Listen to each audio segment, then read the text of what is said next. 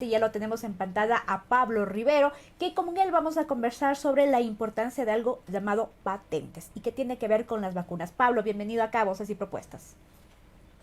Muchas gracias por la invitación. Buenos días a ustedes allá en el Ecuador y también, por supuesto, a toda la gente en América Latina. Durante el 2020 tomó principal relevancia la salud y con ello también las vacunas y toda esta investigación científica para encontrar algo que pueda paliar lo que se nos vino, la pandemia por la COVID-19. Y con ello también apareció nuevamente un actor que siempre ha estado ahí presente, que son las farmacéuticas. ¿Cómo se ha venido dando el proceso de vacunación en el mundo?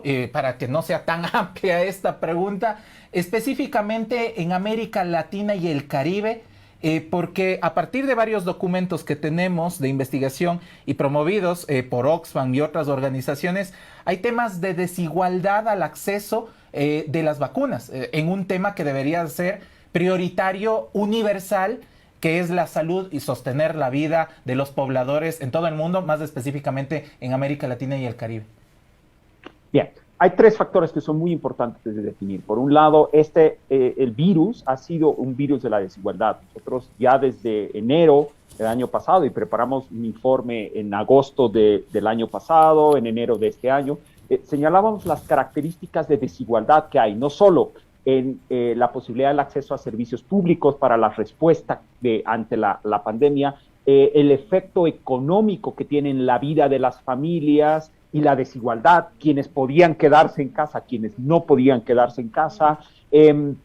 Alertamos también y esto es muy grave, de las ganancias extraordinarias. No estamos hablando del beneficio privado regular que puede tener una empresa privada, estamos hablando de las ganancias extraordinarias de muy pocas personas en América Latina, cuando, por ejemplo, el año pasado identificábamos que 9,000 millonarios habían emergido solo en América Latina a partir de la crisis, es decir, cuando 50 millones de personas caían en la pobreza, 9 personas, 9, ¿sí?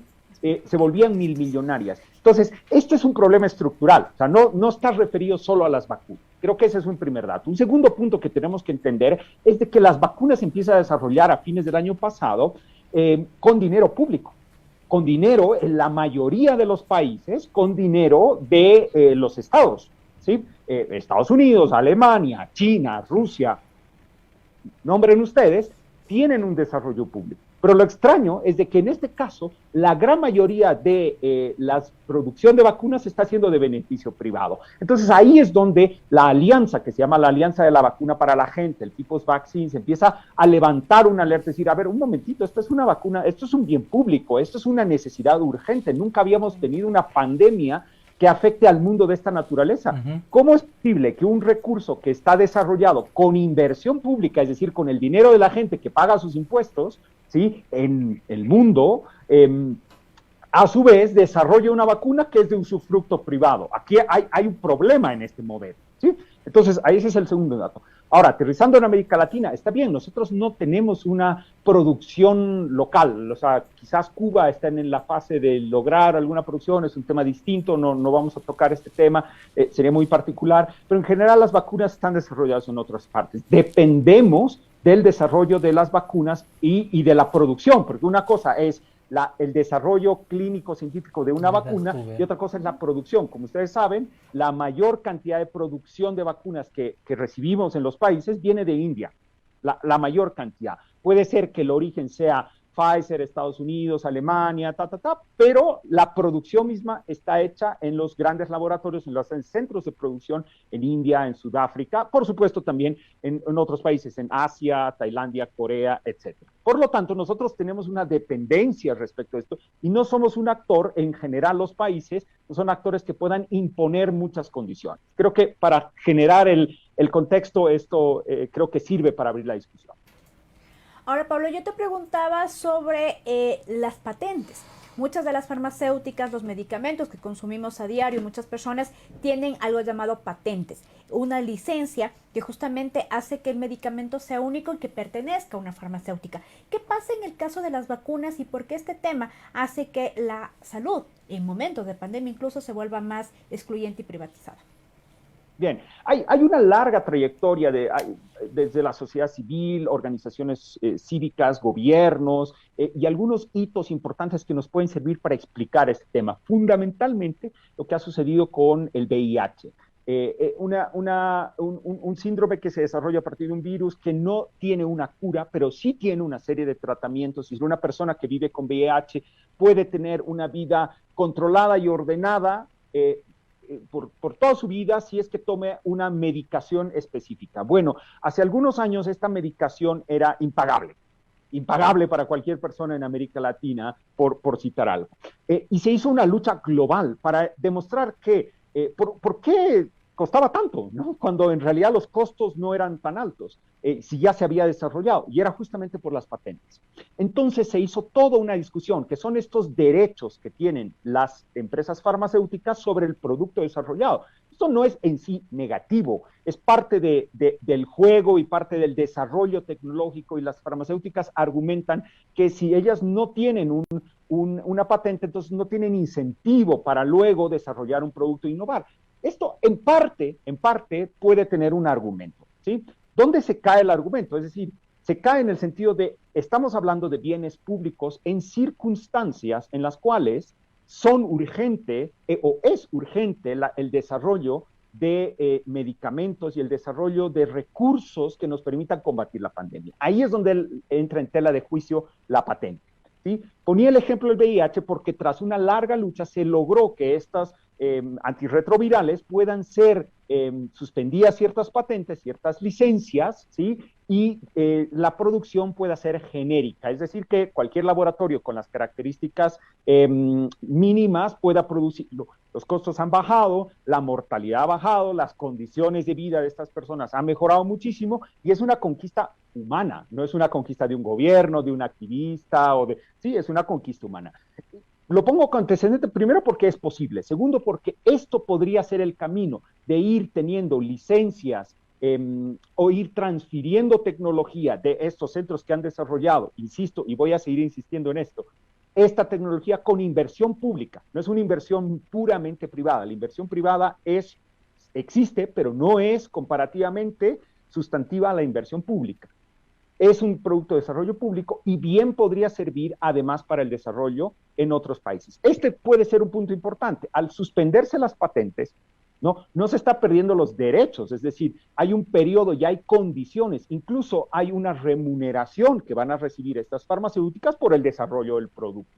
Lo que sí va a permitir, y esto es un cálculo todavía estimado, que unos 140 centros y laboratorios en el mundo puedan empezar a producir. ¿Cuál es el efecto de todo esto? Voy a cerrar mi comentario con este comentario. Más o menos estima que el costo podría variar entre 25.000 y 50.000 millones de dólares la producción de todas las vacunas en el mundo, ¿sí? Suena mucho dinero, pero estamos hablando de una ínfima parte del PIB mundial. Un periódico, The Economist, que tiene un centro de inteligencia de datos, calculaba que si se invierte este dinero, 50.000 millones de dólares, poniendo el tope, en solamente 3 años se recuperarían 9 billones. Estamos hablando más o menos de unas 40 veces la inversión. Eso recuperaría la economía mundial. Entonces, frenar la pandemia también es un buen negocio para una gran cantidad de países y para las farmacéuticas. Y justo pasando como al tema de qué deberían de hacer los gobiernos, creería yo en bloque, como propuestas regionales, en tanto tendría más peso la exigencia ante los organismos internacionales y más específicamente también con las farmacéuticas, el exigir que no solo estén, porque ya hay como la iniciativa COVAX, hay otros esquemas y hay otras alianzas, pero que se están dando desde cada uno de los países, y hay esta ausencia de negociación y de exigencia de lo que nos han venido a llamar países del tercer mundo, pero que se ha develado, y ahí está la desigualdad de acceso a las vacunas. De hecho, en estos días, y lo que estaba comentando al inicio del programa, muchas ciudades y países que han desarrollado las vacunas ya están eliminando todos los planteamientos, las restricciones. Vimos que en Wuhan se graduaron miles de estudiantes y bien por las personas y bien por la vida de la humanidad. Sin embargo, nuevamente términos de desigualdad para el acceso de la vacunación se va a mantener. En países como Ecuador, la vacunación no va a terminar en el 2021, va a continuar porque no hay acceso a las vacunas y esto está como en construcción.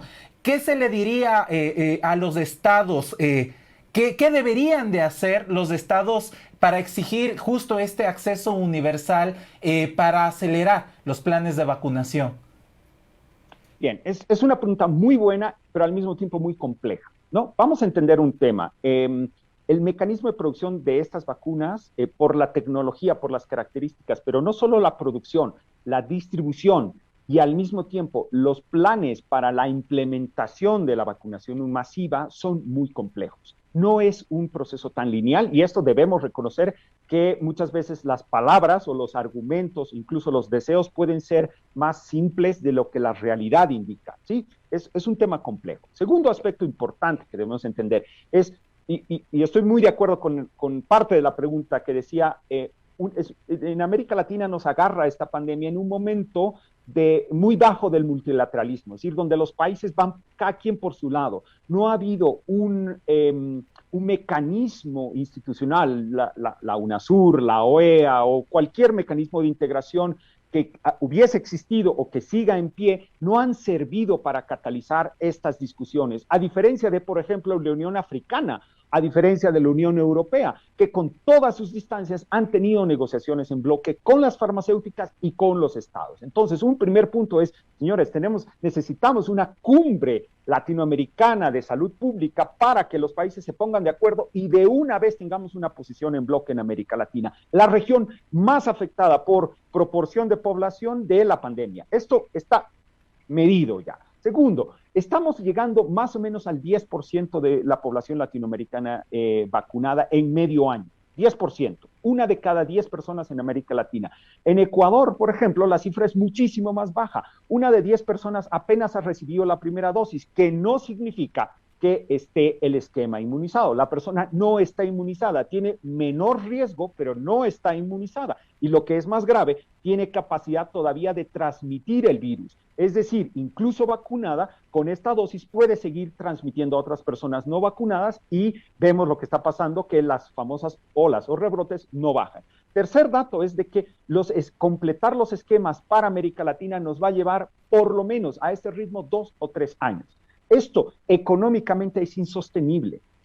Y al mismo tiempo, lo que empezamos a ver son las brechas de desigualdad al interior de la región. Bueno, hay algunos países, Chile, Uruguay, parece que sacan la delantera, México, que tiene un orden en su plan, pareciera que están controlando de alguna manera. Pero luego tenemos países rezagados, Perú, Ecuador, Paraguay, están rezagados en este ritmo, y países que ni siquiera han arrancado materialmente, como Guatemala, Honduras, que están, Haití, que están apenas con unos cuantos miles de vacunaciones, el 1, el 2% de la población. Lo que quiere decir que estamos teniendo brechas. Al mismo tiempo, vamos a ver que si hacemos un ejemplo de cualquier país, y voy a tomar Ecuador porque la gran mayoría de la audiencia está allá, es probable que los centros de vacunación de las ciudades tengan mayor capacidad de llevar, por ejemplo, vacunas de la Pfizer o vacunas de la Moderna que requieren ciertas precondiciones de cadena de frío, tratamiento, posiblemente. Pero ¿qué hacemos en la Amazonía? ¿Qué hacemos en zonas más alejadas? O sea, las brechas de desigualdad y de acceso hacia dentro de los territorios, dentro de los países, van a continuar por años, no por meses, por años. Y ahí es donde decimos, no puede ser, necesitamos una respuesta rápida y urgente. El mundo lo necesita, la economía lo necesita y por supuesto las personas lo necesitan.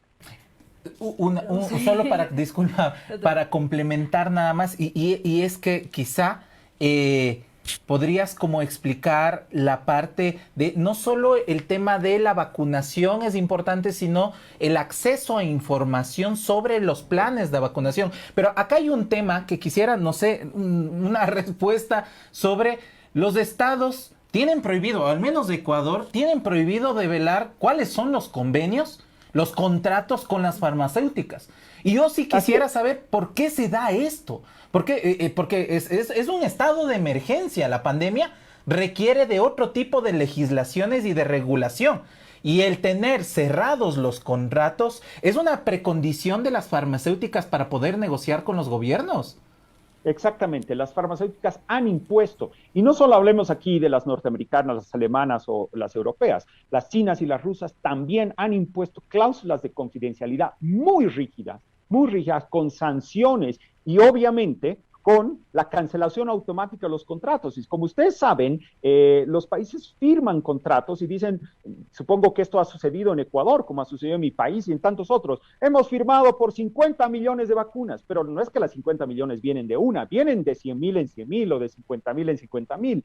Si tú rompes la cláusula, listo, se cancela, no recibes más vacunas. Y entonces los estados están atados de manos para poder negociar con las farmacéuticas. Estas cláusulas de confidencialidad las han impuesto en origen. Y esto es, por supuesto, un problema. Primero, de transparencia. Segundo, de corrupción. Pero tercero, y esto es muy importante, de confianza con la ciudadanía. No vamos a poder discutir con las personas que, por ejemplo, son escépticas frente a la vacuna, que tienen, por supuesto, el derecho de ser escépticas, tienen el derecho de tener preguntas frente a situaciones clínicas, frente a posibles efectos secundarios. Es normal que la gente tenga dudas, pero tú no vas a poder, gobiernos no van a poder resolver estas dudas si no son transparentes con los contratos que tienen, con el dinero que pagan, con lo que puede o no puede hacer la vacuna y con una información clara y transparente de los gobiernos a la ciudadanía. Yo estoy seguro que todas estas dudas se irían disipando y tendríamos genuinamente mecanismos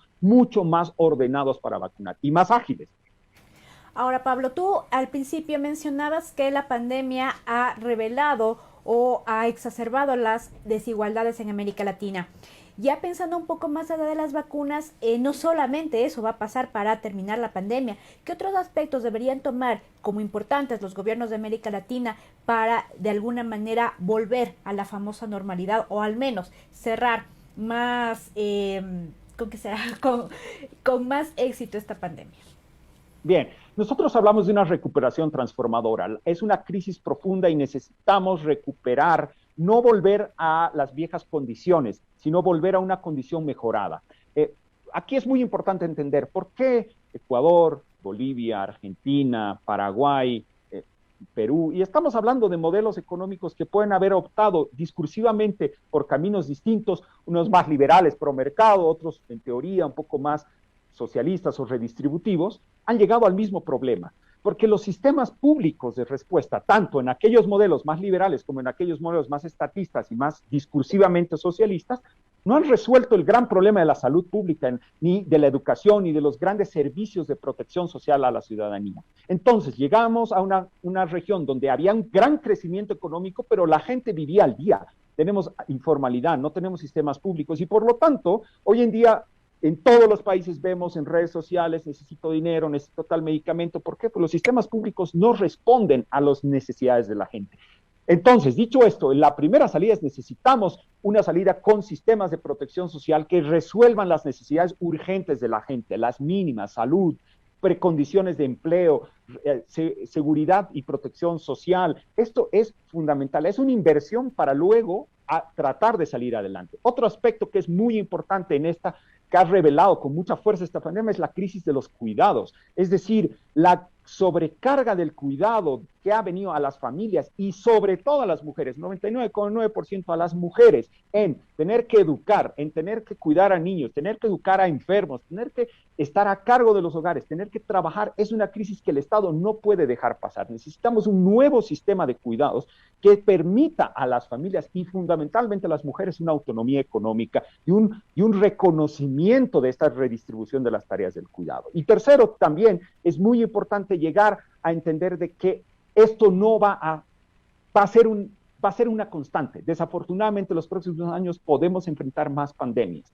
¿Cómo nos preparamos para la siguiente pandemia? En términos de inversión pública en investigación, en desarrollo tecnológico, países como Colombia habían abandonado en la última década todo su avance de décadas sobre desarrollo farmacéutico e investigación, hoy lo deben recuperar. Países como Brasil habían reducido enormemente su presupuesto en centros como el Butantan, un referente mundial en el desarrollo científico de medicamentos, hoy deben volver a recibir fondos públicos. De nuevo, el Estado es un actor fundamental y no es la empresa privada la que va a resolver estos aspectos sistémicos, ¿es cierto?, pero que van impactan directamente en la vida de las personas. La inversión en desarrollo científico es urgente en América Latina. Muchísimas gracias, Pablo, por esta entrevista. Desde ya anticipamos tener una siguiente conversación no muy lejana. Hay muchos datos, información que están manejando desde esta propuesta, no solo de liberar la patente, sino de tener esta mirada más integral sobre la salud, sobre el acceso a la vacunación. Estaremos contigo en una próxima oportunidad. Esperaremos tener más datos de cómo avanza en Ecuador, pero en la región, los planes de vacunación.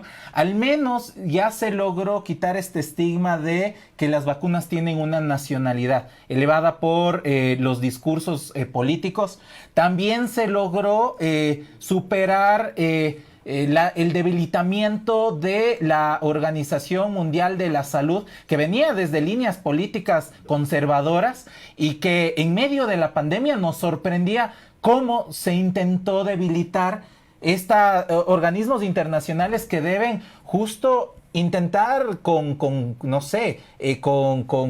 llamados la atención a los gobiernos para equiparar la política de salud y del acceso a los planes de vacunación. Todavía nos queda largo camino en América Latina para que esto se solucione, pero sabemos que las personas están exigiendo y siguen al pendiente, como lo que ustedes están haciendo desde la oficina de Oxfam Latinoamérica. Muchísimas gracias, Pablo Andrés Rivero. Lo tuvimos en contacto desde Bolivia.